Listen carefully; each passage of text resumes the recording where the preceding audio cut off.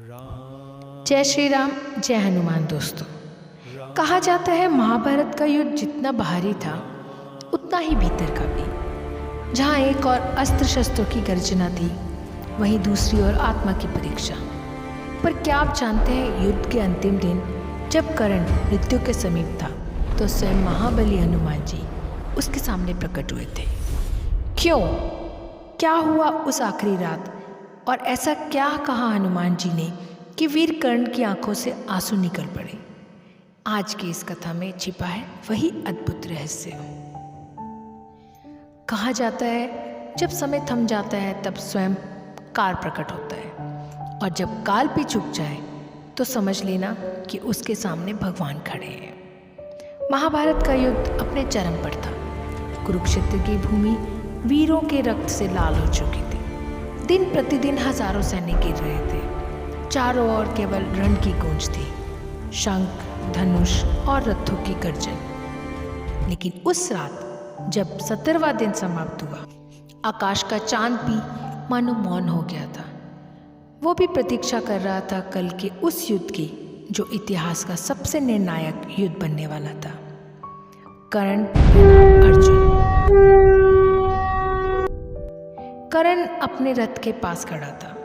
उसके शरीर पर घाव थे, पर उसकी आंखों में दृढ़ निश्चय था।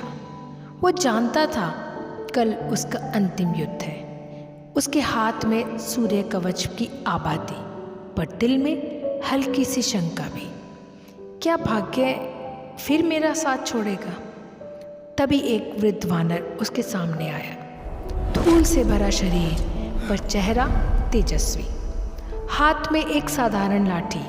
वो धीरे धीरे आगे बढ़ा और बोला, वीर योद्धा, क्या तुम ही हो कर्ण, वो जो कभी दान में कुछ भी दे देता है?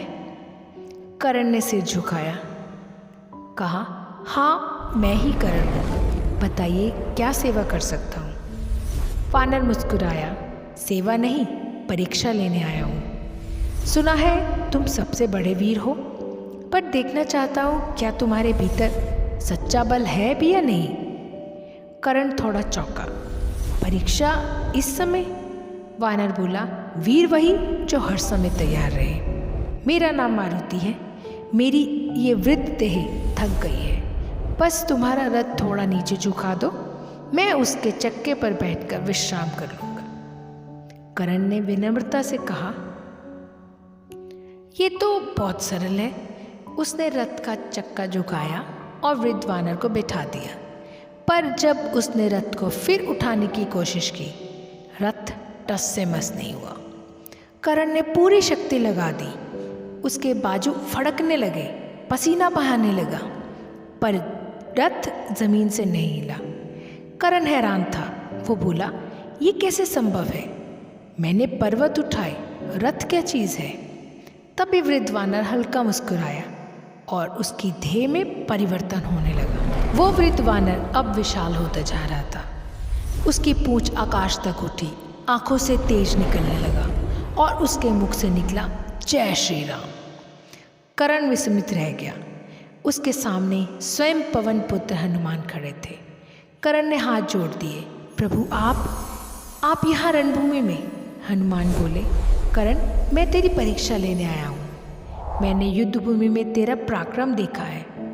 पराक्रम तो महान है, पर मनोबल कैसा है ये जानना चाहता था।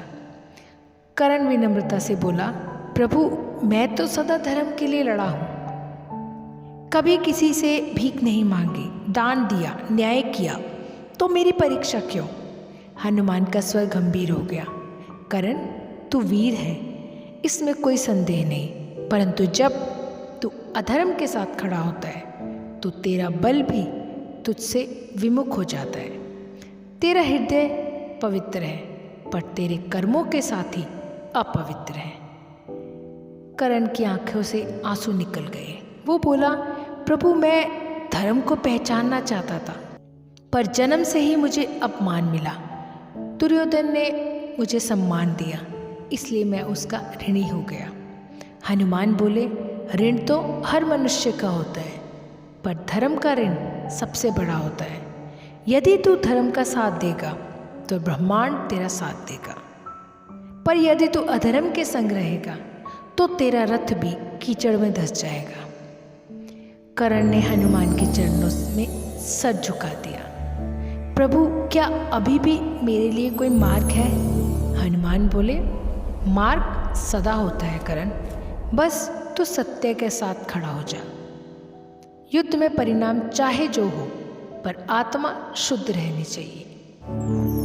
हनुमान ने अपना हस्त उसके सर पर रखा। कल जब तू अर्जुन के सामने खड़ा होगा तो भय मत रखना, तेरे भीतर वही तेज है जो सूर्य में है। बस याद रख, वीर वही जो धर्म से टिके नहीं।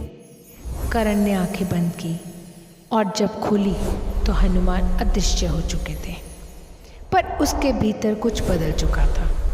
अब उसकी आंसों में भय नहीं बल्कि शांति थी। अगले दिन सूर्य उदय के साथ कुरुक्षेत्र में अंतिम युद्ध का आरंभ हुआ। कर्ण और अर्जुन आमने सामने थे। धनुष उठे, तीर चमके, वज्र के समान टकराहट की आवाज गूंज उठी।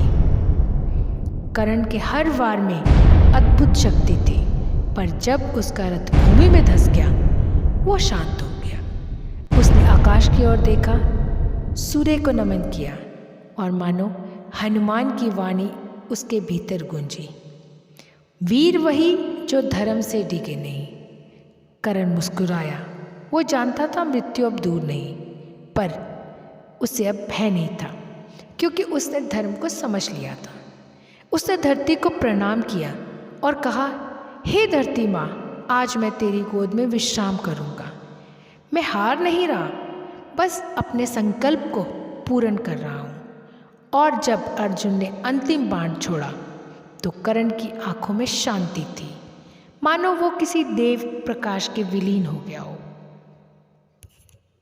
उसी क्षण कुरुक्षेत्र की हवा में एक मंद स्वर गूंजा, जय श्री राम, जय हनुमान। हनुमान जी आकाश में प्रकट हुए और बोले, धर्म की रक्षा करने वाला कभी नहीं मरता। कर्ण आज भी अमर है, अपने त्याग, तान और सत्य के कारण। ये कथा हमें सिखाती है, बलवान वह नहीं जो अस्त्र चलाए, बलवान वो है जो अहंकार को जीत ले। कर्ण हार कर भी विजयी हुआ, क्योंकि उसने अंत में सत्य को पहचान लिया। कभी कभी भगवान हमें कठिन परिस्थितियों में डालते हैं ताकि हम अपने भीतर के देवत्व को पहचान सकें। हनुमान जी का संदेश स्पष्ट था, जब तक मन में संदेह है विजय अधूरी है। जब मन में श्रद्धा है तो हार भी अमरता बन जाती है। कर्ण का रथ धीरे धीरे मिट्टी में समा रहा है और पीछे से हनुमान जी की ध्वनि सुनाई देती है, संकट ते हनुमान छुड़ावे, मन कर्म वचन ध्यान जो लावे। ये दृश्य केवल युद्ध का नहीं था, ये आत्मा के जागरण का दृश्य था, जहाँ एक योद्धा ने मृत्यु से पहले अपनी आत्मा को धर्म के साथ जोड़ दिया। तो दोस्तों, जब भी जीवन में द्वंद्व आए, कर्ण को याद रखना, उसकी वीरता को नहीं, उसकी विनम्रता को। क्योंकि जब हनुमान जैसे देव भी किसी मनुष्य की परीक्षा ले तो समझ लो वो मनुष्य असाधारण है। दोस्तों, अगर आपको ये दिव्य कथा पसंद आई हो तो इसे लाइक करें और शेयर करें और कमेंट में जय श्री राम, जय हनुमान ज़रूर लिखें। और ऐसे ही भक्ति और प्रेरणा से भरे वीडियो के लिए हमारे चैनल भक्ति रस को ज़रूर सब्सक्राइब करें। धन्यवाद। जय श्री राम, जय हनुमान।